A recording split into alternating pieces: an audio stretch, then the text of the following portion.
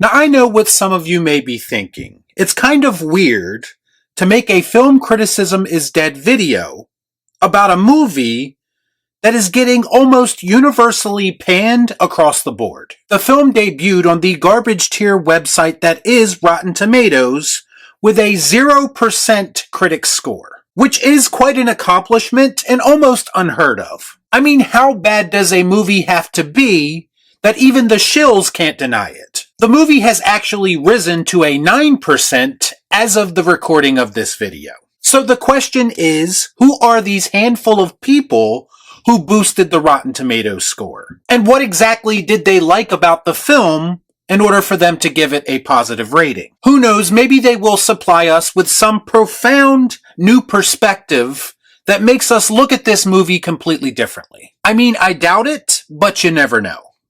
Let's discuss. I watch so you don't have to. All I'm offering is the truth, nothing more.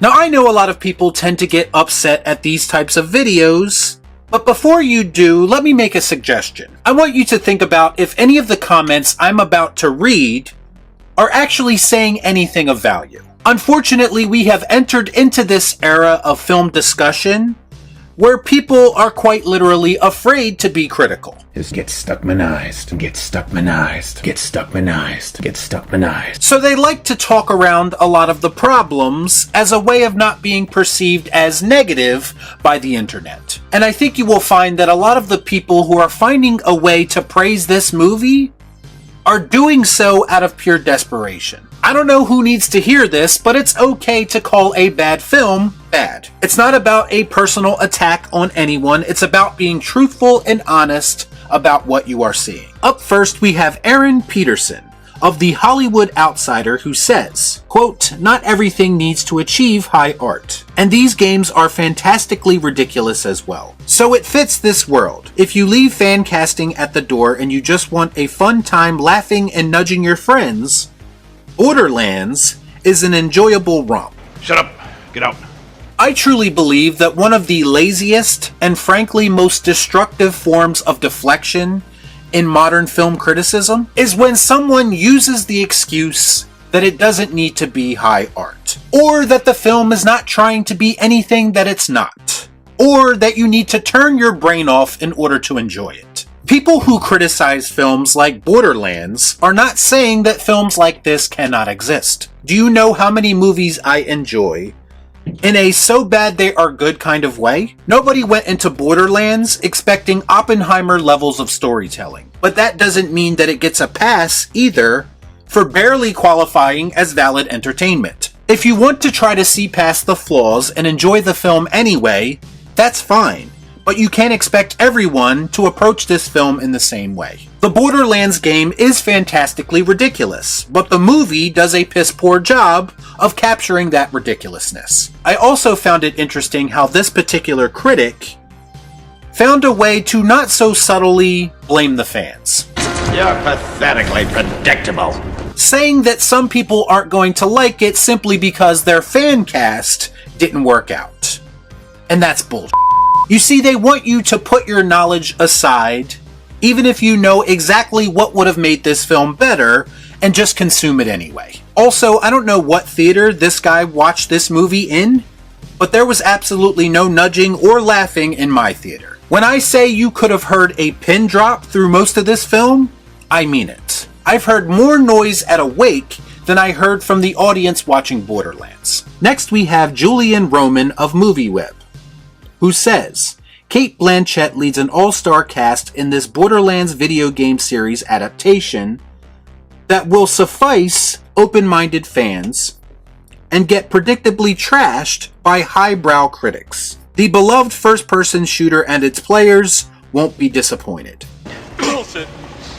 I hate to break it to you, Julian, but most fans of the game seem to be pretty disappointed. Or even worse, they didn't even bother to watch it because they just expect failure at this point. Also, notice how this person alludes to the idea that you are a film snob or close-minded if you don't like this movie. You ever notice how a lot of these Rotten Tomatoes reviews tend to talk about audiences or their potential reactions more than they do the film itself. That's not film criticism. That is not what a film critic is supposed to do. That again is deflection and goalpost moving, pure and simple. Just because someone has higher standards than you while watching this movie does not make them close-minded or highbrow. It makes them an individual, and no amount of you trying to dismiss their opinion is going to change that. The fact of the matter is, this movie is not connecting with a lot of people, fans of the games or not.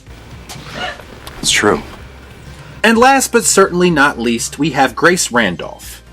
Fun fact, Grace was technically the first person on Rotten Tomatoes to give this movie a positive score. So if you ever make a dog movie that's hovering right around 0% on Rotten Tomatoes, have no fear, Grace will be there to bump you up to 1% at the very least. Grace said, quote, "I've never played the games, but I got a kick out of Blanchett starring in a movie like this, and doing a great job. I do wish the script had been adjusted a bit better to accommodate her age. Blanchett fans will enjoy this.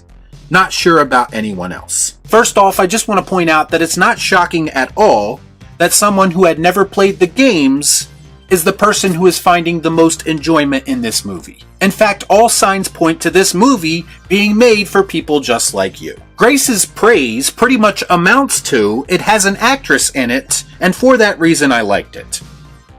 Couldn't you say that about pretty much any movie? I don't get it. I'm not surprised that she didn't mention how the part was severely miscast, because she really doesn't have a reference point. But I do find it interesting that she did mention one of my personal biggest criticisms of the film. That being Cate Blanchett's age makes no sense in the context of the story being told. Grace apparently convinced herself pretty early on that she was going to like this movie no matter what, so she decided that she was going to overlook that egregious mistake. At least she admits that maybe only Cate Blanchett diehards would enjoy this and not anyone else. Cate Blanchett fans are apparently eating good this summer. Gobble it all up and scrape the plate, because I assure you that this is probably the last time you are going to see her in a movie like this again. Surprise, surprise, you don't like a movie with a female lead in it. And you're using a bigger YouTuber for clicks again. Why not just admit that you are nothing but a grifter and stop wasting all of our time? Only on YouTube will you get called a grifter for not liking a movie that pretty much everyone else dislikes as well. I mean, you can't make this shit up. Ha! If you want to see grifting, I'll show you grifting. I'm about to make 15 plus videos about how Borderlands is nothing but feminist propaganda. Nobody wants to see females lead an action movie. Haven't we learned anything from Furiosa? Down with Cate Blanchett, down with Will Arnett, and down with David Arquette. And down with anyone who's coming out of Hollywood. Y'all be cool. Right on.